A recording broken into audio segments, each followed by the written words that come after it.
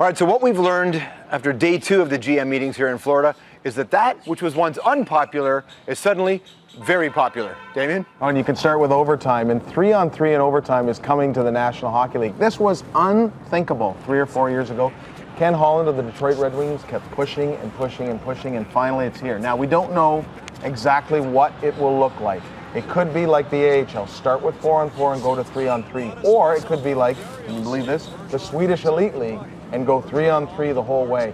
They've got to debate this with the union now, but what we know is that after years and years of digging in their heels and saying no way, the NHL will be bringing in 3-on-3 in overtime next year. Another thing we're going to be seeing is a coach's challenge to take a look at disputed goals when it comes to goaltender interference. A tablet or a monitor will be added to the referee box, and in consultation with the Eye in the Sky in Toronto, they will look over a play which can only result in a goal. Only if the puck goes in can the coach make a challenge. He has to have a timeout to do it. If he doesn't have a timeout, he can't challenge. If he wins, he keeps the challenge ability for later. All the referees can do is rule goal or no goal. They can't call a penalty, and the referees on the ice will have a final decision. So it's a new phase here as well. There'll also be discussions about whether or not in overtime, like the NFL does, or late in the period, there will be an automatic review regardless of whether or not the team has a timeout. Nick, what does this mean for the players now? Well, it means that the league will present to them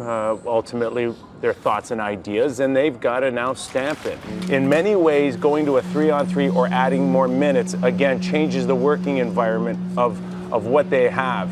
And if it's one thing that ticks me off more than anything, is to hear people out there say, these guys make $8 million. What's another minute on the ice for them? Well, those people have never been on the ice 1 second, let alone 1 minute against guys like Chara and Weber. All right? It matters to them, and that's all that matters. This reminds me of Family Guy. You know what really grinds my gears? So what has to happen still, though, is it has to go through the competition committee and, of course, the Board of Governors meetings as well, which will take place this summer.